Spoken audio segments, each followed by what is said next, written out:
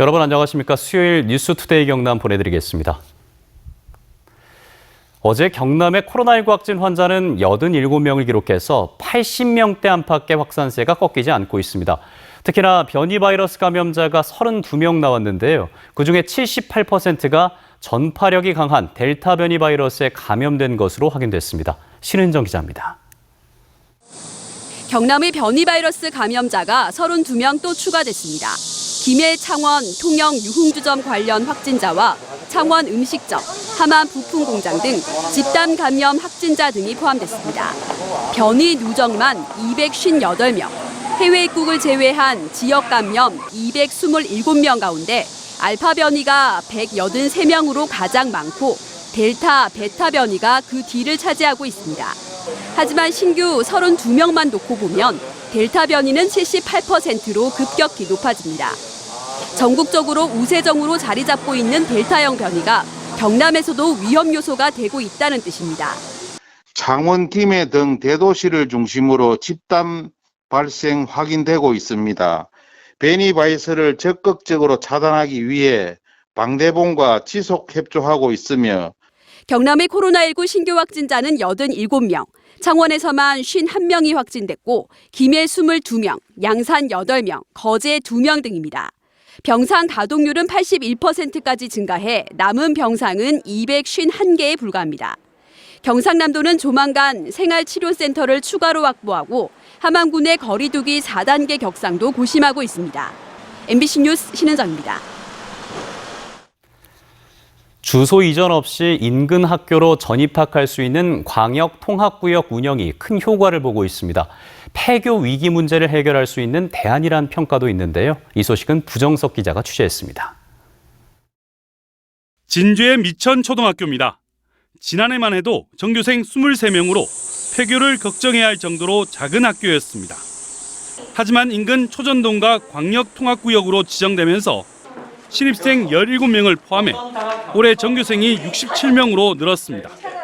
초전동에 초등학교 학생이 편입되면서 이 지역 과밀학급의 학생 수도 일부 해소됐습니다. 통합구역 내 거주 학생이 주소 이전 없이 인근 학교로 전입학할 수 있는 광역통합구역 제도. 첫 시행된 2017년 65명이던 도내 작은 학교 전입생이 2019년 164명, 올해는 199명으로 늘었습니다. 특히 코로나19 영향으로 작은 학교의 등교일 수가 크게 늘면서 학부모의 선호도가 높아지고 있습니다. 지속적이라고 보실 수 있는 것이 작은 학교로 이동을 하셨지만 그곳에서 이제 느끼신 것이 아이들에 대한 세심한 배려가 가능하다는 것을 학부모님들이 인지를 하셨거든요. 이 제도를 중학교로 확대해야 한다는 목소리가 나오고 있습니다. 도내 전교생 100명 이하의 중학교가 전체 264개 중 72개에 이릅니다. 차를 타고 이동해도 한 10분 정도에 있는 면지역에 가면 전체 학생 수가 한 20명 정도밖에 안 돼가지고 굉장히 학교 운영하는데도 애를 먹고 있고. 경남교육청은 광역통합구역 지정을 중학교로 확대 운영할지 논의할 계획입니다. MBC 뉴스 부정석입니다.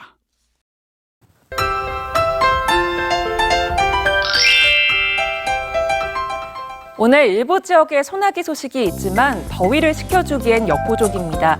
오늘 낮부터 밤사이 경남 내륙에는 천둥, 번개를 동반한 소나기가 지나는 곳이 있겠는데요. 예상되는 비의 양은 5에서 30mm가량으로 많지는 않겠습니다. 여전히 경남 전 지역에는 폭염특보가 발효 중인 가운데 오늘도 더위 대비 잘하셔야겠습니다. 일부 지역의 낮 최고 기온은 34도 내외로 치솟아 무척이나 덥겠는데요. 오늘 창원의 낮 기온은 32도, 진주는 33도 안팎으로 어제와 비슷하겠습니다. 오늘 맑은 날씨를 보이면서 가끔 구름이 지나겠습니다. 아침 출근 시간대 일부 경남 내륙을 중심으로는 짙은 안개가 끼는 곳이 있겠습니다. 자세한 지역별 날씨 살펴봅니다. 현재 기온 보시면 함안이 22도, 밀양은 23도 내외를 보이고요. 한낮 기온은 밀양 33도, 창녕은 34도가 예상됩니다. 거창의 낮 기온 33도, 합천은 34도까지 오르면서 무더위가 이어지겠습니다. 바다의 물결은 최고 2m까지 비교적 높게 일겠습니다. 당분간 맑은 날씨의 폭염의 기세는 여전할 것으로 보입니다. 날씨 정보였습니다. 미래에 드론이 할 수 있는 일은 어디까지일지 궁금한데요. 경상남도가 드론의 다양한 활용 방안을 선보였는데 산업화도 멀지 않았다는 분석입니다. 서윤식 기자가 보도합니다. 진주처럼 농촌 지역의 산지한 고서의 물품 배달을 드론이 책임집니다. 진주와 사천 고성의 물류 거점을 오가며 드론이 택배 기사 역할을 하게 됩니다. 진주시에서 고성군을 잇는 33번 국도를 중심으로 해서 향후 UAM하고 PAV 시대를 대비해서 항로 개척. 드론으로 확보한 방대한 영상 자료가 3차원 지도 전환을 거치면 산사태 예측 프로그램으로 활용됩니다. 유선 드론, 그러니까 무제한으로 비행 가능한 테더 드론이 차량 번호판을 식별하며 도심지 불법 주차 단속은 물론 주차 안내 서비스도 제공합니다. 산업단지의 가스 유출 등 안전사고, 고성군 자란만의 생태 환경도 감시합니다. 환경 문제 그리고 국민들의 생명과 안전까지도 드론이 책임져가는, 그래서 국민들의 삶의 수준을 높여나가는 역할을 고성군이 하도록 하겠습니다. 바다에 사람이 빠지자 정찰 드론이 우선 확인하고 즉시 현장에 출동한 또 다른 드론이 구명조끼를 투하해 인명을 구조합니다. 이처럼 드론을 활용한 다양한 실증 사업을 경상남도가 선보였습니다. 경상남도는 지역 특색에 맞는 다양한 드론 산업을 실증하고 상용화에 나설 계획입니다. 광역 지자체로는 유일하게 드론 실증 도시로 선정된 경상남도. 진주시와 고성군 등 지자체와 기업체로 꾸려진 드론팀 경남은 미래 도심 항공교통 시대에 대비한 항로 개척을 시작으로 드론을 차세대 산업으로 유성합니다. MBC 뉴스 서윤식입니다. 흔히 전통시장이라고 하면 시골 장터 분위기를 떠올리는데요. 요즘 전통시장은 다릅니다. 온라인 주문의 배송 시스템까지 시설은 물론이고 새로운 경영 방식을 도입해서 생존에 안간힘을 쏟고 있습니다. 양산 전통시장을 정세민 기자가 다녀왔습니다. 시장 입구를 가득 메운 노점상의 분위기에서 옛 시골 장터의 모습이 떠오릅니다. 기온이 30도를 오르내리는 폭염 속에서도 양산 남부시장은 시민들의 발길이 이어집니다. 천장 높이 설치한 아케이드 시설로 비 오는 날에도 우산 없이 장을 볼 수 있고 1분 간격으로 뿜어져 나오는 연문은 한낮의 더위도 식혀줍니다. 주차장과 화장실 등 낡은 시설을 개선해 재래시장의 이미지 변신에 성공했습니다.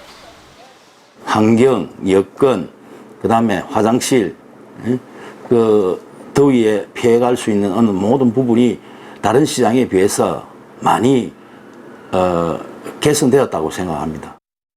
대형 할인점과 마트 등에 밀려 전통시장마다 겪는 위기를 이곳에선 찾아보기 어렵습니다. 또 하나 이곳 남부시장만의 장점은 다른 전통시장에서 보기 힘든 온라인 주문과 배송 시스템.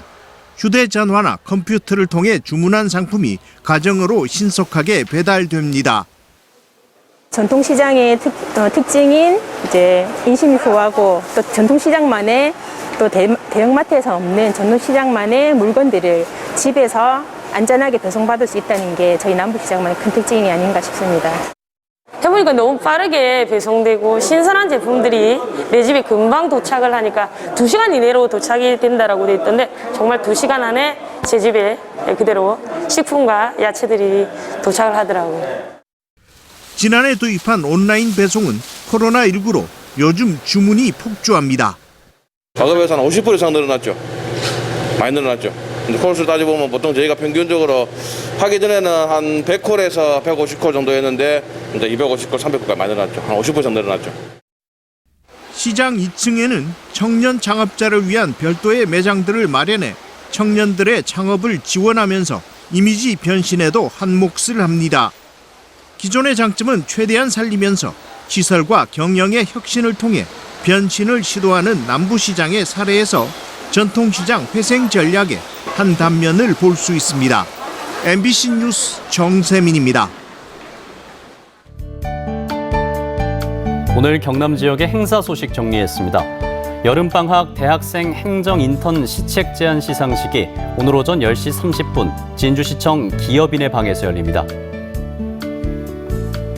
제7회 거창군 계획위원회가 오후 1시 30분 거창군청에서 회의를 갖습니다. 창녕군의 국립치매전담요양원 협약식은 오후 2시에 창녕군청 군정회의실에서 진행됩니다.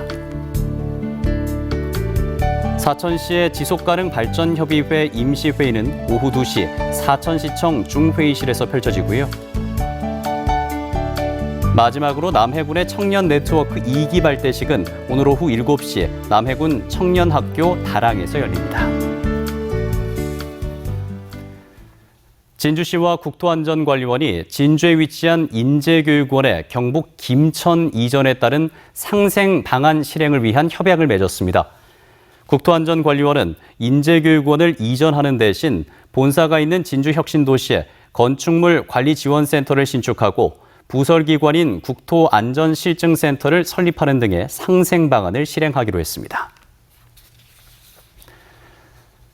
경남 혁신도시 기관인 한국승강기안전공단은 사회 형평적 인재 채용 차원의 장애인 기간제 직원 68명과 체험형 인턴 110명을 오는 9월 1일자로 채용합니다. 공단은 올 상반기에도 채용형 인턴 100명과 사회 형평적 무기계약직 14명을 채용했습니다.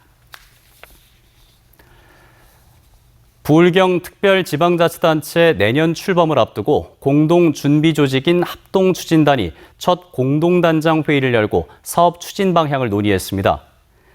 부울경 부단체장인 이들은 이달부터 본격 활동을 시작한 합동추진단의 조직 구성 현황과 주요 현안 보고, 추진 방향 등을 논의했으며 하나의 팀으로 긴밀히 협력하자는 데 뜻을 모았습니다.